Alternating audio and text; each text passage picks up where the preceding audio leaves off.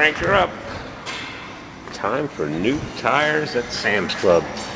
It's the only place we could buy tires that would give us a nationwide warranty. Not tire discount direct, none of the tire clubs, tire stores, discount tire direct. Well, that's close to that. Shock absorber, just noticed that. It jacked up from the differential. Should have a nylon cap there. Rust. New tires, only one hubcap. Never even oiled the hinge for the gas cap door. Break. Don't want to break the law here. Better stay in the customer waiting area for our new tires. I was getting on the highway ramp in Denver. Somebody dumped a load of red peppers. There was a dozen red peppers. 235 70 16s. More tires.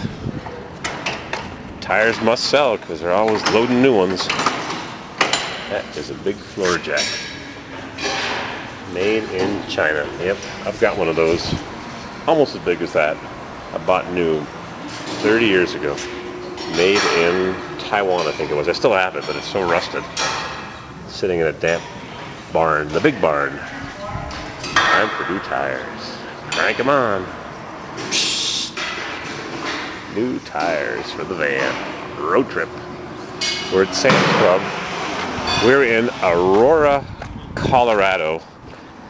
It's not just a subdivision, it's really a city unto itself.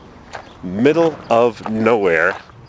They've got housing developments that look like neighborhoods in the old way, with streets and names and cobblestone and stuff, and just goes on and on and on and on and on. Houses and townhouses and apartments and single family 4,000 square foot houses, which is what, 1,200. Crank that baby up. 1,200 square meter houses, 4,000 square foot. Huge 5-bedroom houses with 4 bathrooms, 2-car garage. They're all over there. They're everywhere. Time for new brake pads. They are right down. Yep. Easiest brake pads to change. Good old GM. It's funny how the inside one where the piston is still has half wear, or a third.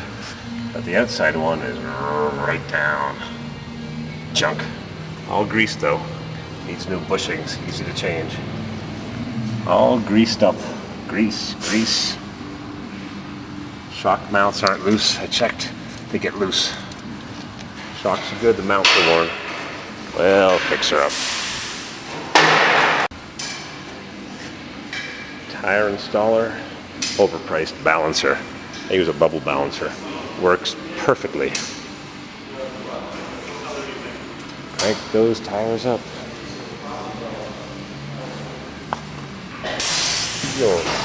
Steelman, huh? Made in Taiwan. Interesting. Got to get one of these Versametric Challenger lifts, Louisville, Kentucky. Manufactured in the USA. Versametric Challenger lifts. One day I'll have one in my shop. One day. I wish I had a hoist. But I got to change my concrete. My concrete's 2-3 inches thick, that thick, 10 centimeters. And you really should put extra concrete where the hoist goes, because when your vehicle's heavy in the back, it beats a lot on the concrete and it'll just... Well, I just think I spotted some Bondo in the right rear quarter. Right there. She's a little wavy. Yeah, may have been some paint work done on the back. It'll be a work truck. It's never going to look any better than it does now, except we're going to sandblast that little bit. I tried to remove the drums, and they're on tight, need to be hammered off with a sledgehammer. Can't do that at Sam's Club, unfortunately. Maybe my buddy in Peyton, Colorado. Here's the problem. We had 2 giant wheel weights on one side and one on the other, 90 degrees apart, and there's the problem. The rim is slightly bent. Anyways, that's going to be the spare tire rim. Would you like to use that exact tire, or do you want us to pick? No, the tire, I bet you the tire's okay. I'm thinking. Do you want us to pick one?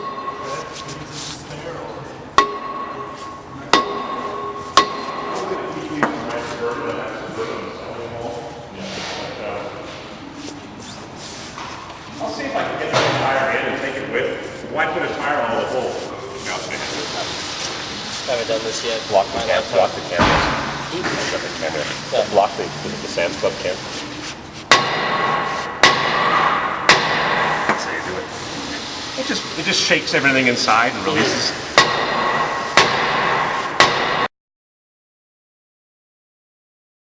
There it is.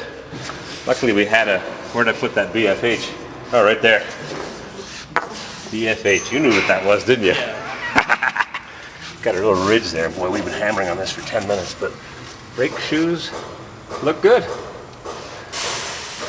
Yep, where I'm from, this would be all rotted off.